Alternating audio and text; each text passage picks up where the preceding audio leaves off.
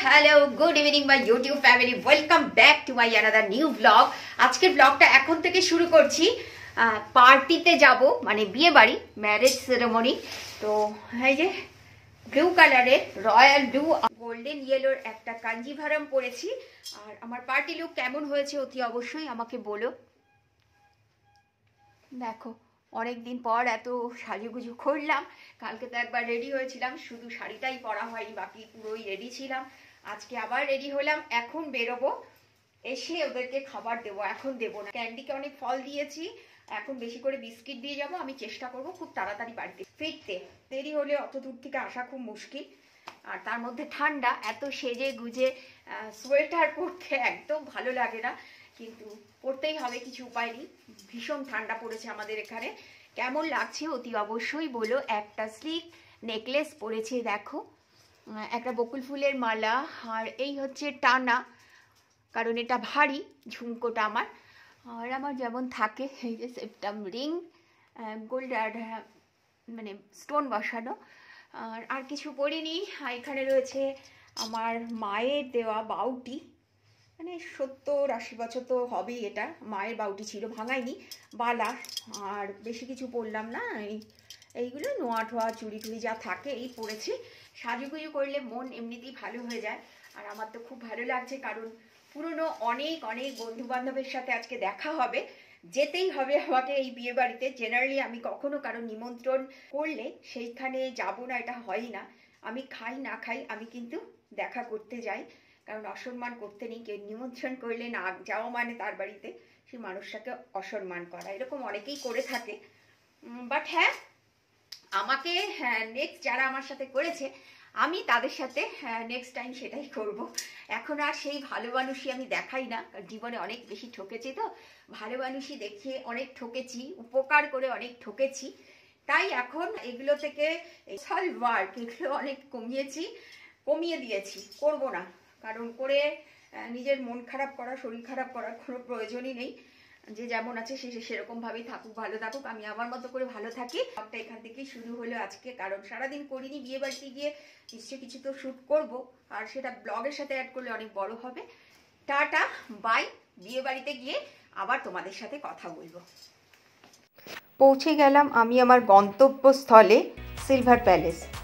ঢুকতেই বড় একটা গেট ছিল, গেটটা অসাধারণভাবে সাজিয়েছিল, বাট আমি রেকর্ড করেছি, কিন্তু ওটা আমি শর্টসের জন্য করেছি। আর এটা হচ্ছে বড় একটা গণেশের মূর্তি, পাথরে, চারিদিকে খুব সুন্দর করে সাজানো, ভীষণ সুন্দর মূর্তিটা। গণেশের মূর্তির পেছনে হচ্ছে ফাউন্টেনটা, আর প্রচুর গান হচ্ছিল, সানাই বাজছিল, বিভিন্ন টাইপের মিউজিক হচ্ছিল, যার ফলে কপিরাইট আসবে বলে ভয়েস ওভার দিতে বাধ্য হলাম। বিরাট বড় এলাকা নিয়েই এই ম্যারেজ হলটা, লোকজন আসতেও শুরু করেছে। আসলে আমি খুব তাড়াতাড়ি গিয়েছিলাম, 7টা, 7:15টার মধ্যেই ঢুকে গেছিলাম। জেনারেলি এই শীতকাল বোঝোই, রাত বড় একটু দেরি করেই সবাই আসে। সিজন ফ্লাওয়ার প্রচুর, এখানে প্রচুর গাছ, ওয়েল মেনটেন। এখানে যারা মেনটেন করে খুব সুন্দরভাবে মেনটেন করে। ভেতরটাও ভীষণ সুন্দর। এই ঢুকলাম ভেতরে, কোণে দাঁড়িয়ে আছে, ফটো সেশন চলছে। বেশ বড় জায়গাটা। ফার্স্ট ফ্লোরে হচ্ছে খাওয়া দাওয়ার ব্যবস্থা করেছে, আর ঢুকতে গ্রাউন্ড ফ্লোরে হচ্ছে যে কোণে বসে আছে। সুন্দর সাজিয়েছে, টুকিকে খুব সুইট লাগছিল। চেরি রেড কালারের একটা বেনারসি, বিয়ে মানেই রেড বেনারসি। খুব স্পেশাল একটা দিন, স্পেশাল একটা মুহূর্ত।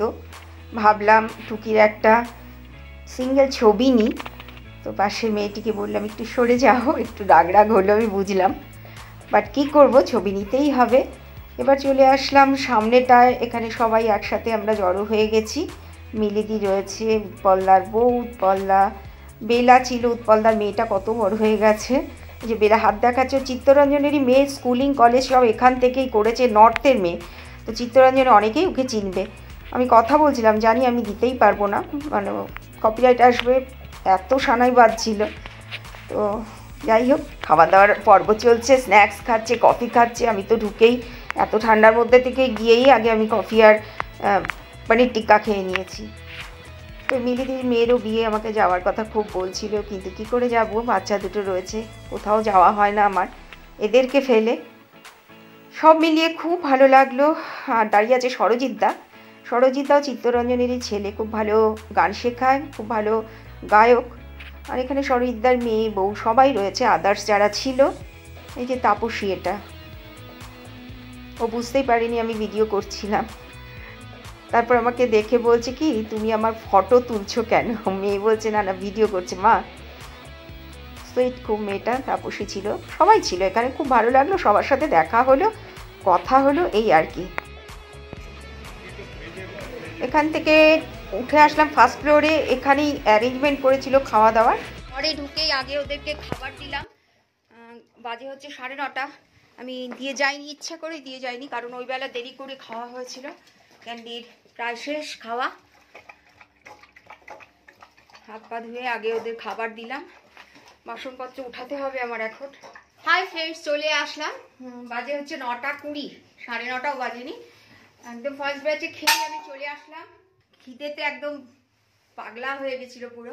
আমি ইচ্ছে করে দিয়ে যাইনি, কারণ আমি জানি আমি যাবো ফার্স্ট ব্যাচে খেয়ে চলে আসবো। অনেকক্ষণ ধরে গিয়েই আমি আগে ওপরে গিয়ে দেখলাম যে খাবার ব্যাচ বসেছে কিনা, দেখলাম না, তার ঘন্টাখানেক পর বসলো। আর আমি গেছিও খুব তাড়াতাড়ি, মানে 7:30টার মধ্যে আমি ওখানে ঢুকে গেছি, 7:15টার মধ্যে ঢুকে গেছি, কারণ বাড়ি আসার একটা তাড়া ছিল। খুব ভালো লাগলো, সবার সাথে দেখা হলো। অনেক বছর পর আমার পুরো গ্রুপটার সাথে দেখা হলো, যাদের সাথে বিয়ের পর থেকে ওঠা বসা, একসাথে ঘুরতে যাওয়া। আমাদের 40 জনের একটা গ্রুপ ছিল, আমরা যত ট্যুর করতাম একসাথে করতাম। আমরা এই কজন মিলেই জানো তো সব জায়গায় ঘুরতে যেতাম, ট্যুরে যেতাম। দুর্গাপুজোর সময় একসাথে সবাই বাইকে করে বেরোতাম, কোনো অনুষ্ঠান ভারী হলে সবাই একসাথে যেতাম, গেট টুগেদার করা। ছেলে মেয়ে সব বড় হয়ে গেছে, মানে দেখে আমার অবাক লাগছে, এত বড় বড় সব হয়ে গেছে। কেউ চাকরি করছে, ম্যাক্সিমামই সব চাকরি করছে। আবার যাদেরকে খুব ছোট ছোট দেখেছিলাম তারা এত বড় হয়ে গেছে। কেউ এমএসসি পাশ করে গেছে, এমএ পাশ করেছে, কেউ এইচএস পাশ করে গেছে। জাস্ট দেখে আমি অবাক হলাম, খুব ভালো লাগলো, খুব ভালো কাটালাম, খুব ভালো খাওয়া দাওয়া, বিশাল আয়োজন। দেখতেই পারবে, বিরাট বিরাট ম্যারেজ হল। এই ম্যারেজ হলটাতে আমি এত কাছে থাকি, মানে ডাবর মোড়ে, আমি কোনোদিনও যাইনি, ফার্স্ট টাইম গেলাম। সত্যি খুব ভালো অ্যারেঞ্জমেন্ট, খুব ভালো অ্যারেঞ্জমেন্ট। যত ম্যারেজ হল আছে এখানে সব থেকে ভালো এই ম্যারেজ হলটা। ভালো লাগলো, সব মিলিয়ে খুব ভালো লাগলো। আর যে ব্রাইড কনে, তাকে তো অসাধারণ সুন্দর লাগছিল। টুকি, ওকে আমরা টুকি রাখি, খুব সুন্দর সাজিয়েছে, খুব ভালো লাগছিল। তবে হ্যাঁ, বরকে আর আমি দেখতে পারলাম না, কারণ খাওয়ার পরেই মনে হচ্ছে কতক্ষণে বাড়ি ফিরবো, এতটা রাস্তা আসা। এই ছিল আজকে সারা দিন। বিয়েবাড়ির একটা ভিডিও যাচ্ছে, ছোট ভিডিও হবে, দেখো তোমরা, ভালো লাগলে জানিও। আর আমার শাড়িটা কেমন বলো, আমাকে কেমন লাগছে অতি অবশ্যই বলো। শাড়িটা ভালো, সবই ভালো। আমি বলছি না, আমার সমস্ত শাড়িগুলো ফেটে যাচ্ছে, এত শাড়ি। এই দেখো, জাস্ট আমি গাড়িটা স্টার্ট দেবো ফেরার সময়, এই দেখো কতটা ফাঁসলো, খালি দেখো।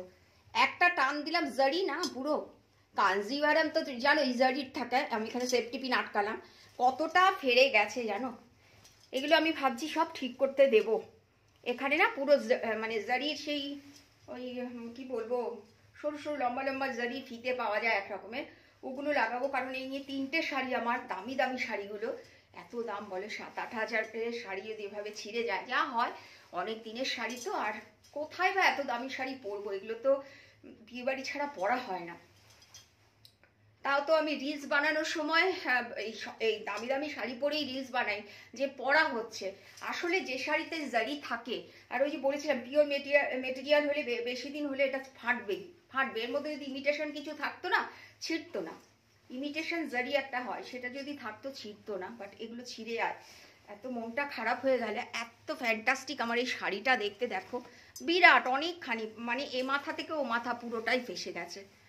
এইখানে দেখতে পাচ্ছ, দেখাই, এই দেখো, এটা এখান থেকে এই অবধি। একদিন আমি তোমাদেরকে খালি দেখাবো আমার কত শাড়ি ফেটে গেছে, জানো, মন খারাপ লাগে খুব। মানে দেখবে পছন্দের জিনিস যখন নষ্ট হয়ে যায় খুব খারাপ লাগে তখন। তো শাড়ি আমার ভীষণ ফেভারিট একটা পোশাক বা ড্রেস, যাই বল না কেন, ভীষণ প্রিয় আমার শাড়ি। শাড়ি পরতে খুব ভালোবাসি। আর সেখানে যখন শাড়িগুলো এরকম ছিঁড়ে যায়, কিছুই না, আমি আঁচলটা ধরে গাড়িতে উঠবো, এটাকে ধরে এরমভাবে টেনে আনতে গেলাম, দেখলাম পার করে ছিঁড়ে গেল। কি আর করবো, কিছু করার নেই, যা আছে কপালে সেটা ঘটবেই। এখন কোনো কিছু যদি খারাপও হয়, আমি সবসময় জানি যেটা ঘটার সেটা ঘটবে, সেটা চিন্তা করে কোনো লাভ নেই, যেটা ঘটবে সেটাকে মেনে নিই। সেই জন্য এখন আর মন টন আমার খারাপ হয় না। ওই যে বলে না, আঘাত পেতে পেতে শক্ত হয়ে যায়, আমি ওইটাই হয়েছি। আঘাত পেতে পেতে পেতে পেতে এখন একদম শক্ত হয়ে গেছি, চোখের জল খুব কম পড়ে। আমি জানি এটা ঘটবে, আমার লাইফে ভালো কখনো একবারে হয় না, অনেক কষ্ট করে আমাকে ভালো জিনিসটা অর্জন করতে হয়। তো ঠিক আছে, চলো, মানুষ চলে যাচ্ছে, শাড়ি তো কিছুই নয়, তাই না? ঠিক আছে, খুব ভালো কাটলো আজকের দিনটা। আজকের মতো রাখছি, টাটা, বাই, গুড নাইট। আসবো নতুন কোনো ব্লগ নিয়ে, ততক্ষণের জন্য বিরতি।